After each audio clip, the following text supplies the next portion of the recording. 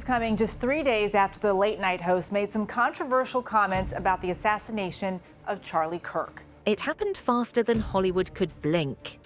On the night of September 17th, 2025, Jimmy Kimmel Live didn't air. No countdown, no previously recorded, no monologue jokes, nothing. They should have fired him a long time ago. President Trump today bashing Kimmel from London. For a show that had been a late-night staple for more than 20 years, the sudden silence was deafening. But the silence wasn't accidental, it was political. Hours before the broadcast, ABC executives, under mounting pressure, slammed the brakes on Kimmel's show indefinitely. The reason?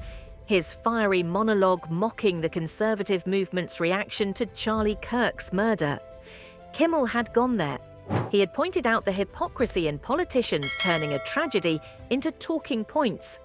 He accused the MAGA machine of exploiting Kirk's death. And he mocked Donald Trump's thoughts and prayers response.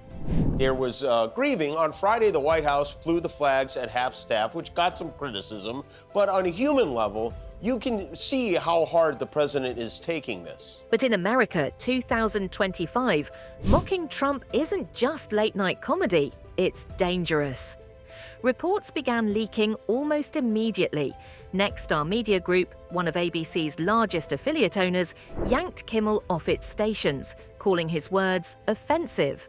Then the FCC chairman, Brendan Carr, publicly blasted Kimmel, suggesting broadcasters could face license trouble if they carried such content. That's no small threat. FCC licenses are a broadcaster's lifeline. Lose them and you're gone. What made this moment viral wasn't just the corporate move, it was the shock inside Hollywood. Well, Jimmy Kimmel was fired because he had bad ratings more than anything else, and he said a horrible thing about a great gentleman known as Charlie Kirk. According to insiders, producers, writers, and celebrity guests were blindsided.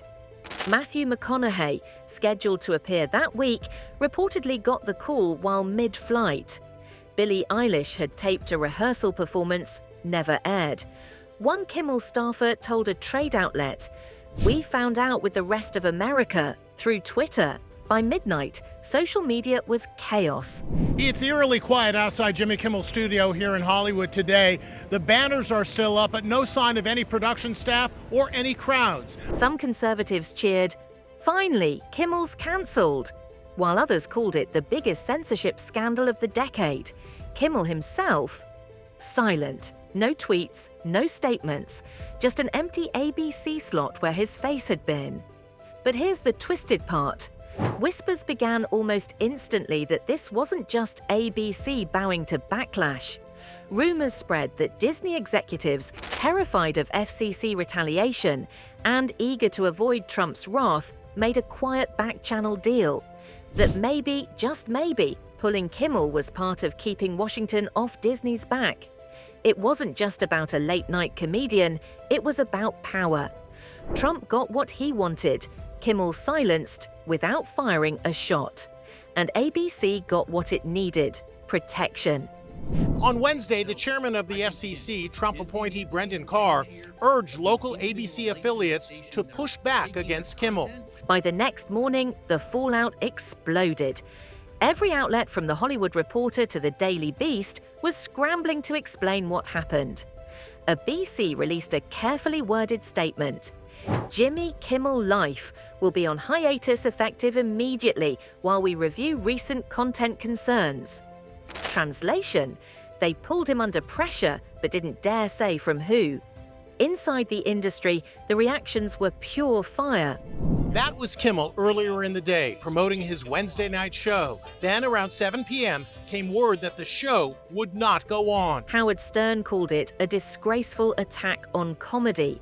Stephen Colbert reportedly told CBS staff he was terrified about what this meant for late night. And in the West Coast bubble, celebrities vented. Kerry Washington, Mark Ruffalo, Sarah Silverman all blasted the decision as censorship. Ruffalo tweeted, "First they came for Kimmel. Who's next?" But on the other side, Trump was celebrating like he had won the Super Bowl. At a rally in Florida that same evening, he grinned. "Did you hear?" they finally cancelled Jimmy Kimmel, a big win for America. Nobody liked that show anyway. The crowd roared, clips went viral instantly, and the MAGA media ecosystem ran wild.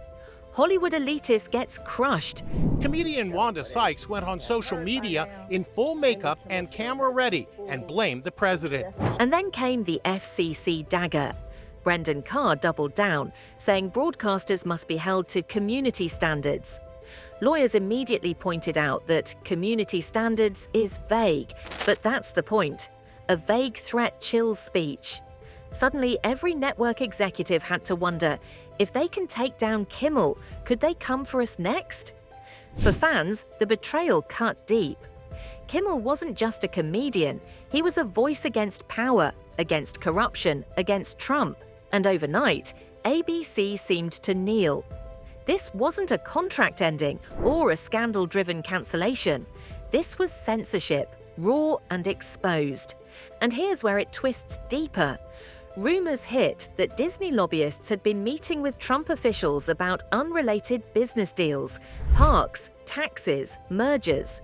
And conveniently, the night after Kimmel was suspended, Disney's stock held steady instead of tanking under FCC pressure. Coincidence or conspiracy? This is what dictators do. This is what Xi would do. This is what Putin would do. We are not that country. It should shake every American that the President of the United States is out there firing comedians who make fun of him. Viewers didn't need proof. The perception alone was enough to turn this into Hollywood's Watergate moment. Ms.CathyKnows CTA, what do you think, fam?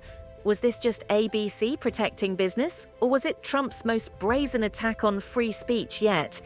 Drop your thoughts in the comments and hit that subscribe button, because this story is only getting hotter. The longer Kimmel stayed silent, the more the fire spread. Petitions began popping up. Bring back Kimmel, with signatures in the millions. Celebrities offered solidarity. Jimmy Fallon avoided direct mention, but sources say NBC Legal told him to tread carefully. John Oliver dedicated a whole segment to mocking the FCC's community standards.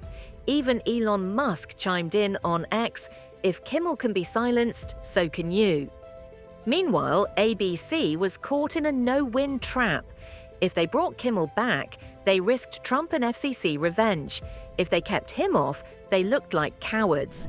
And no reaction yet from Jimmy Kimmel himself, but many are pointing to what he wrote on social media right after Charlie Kirk was assassinated. Hollywood insiders whispered about backup plans.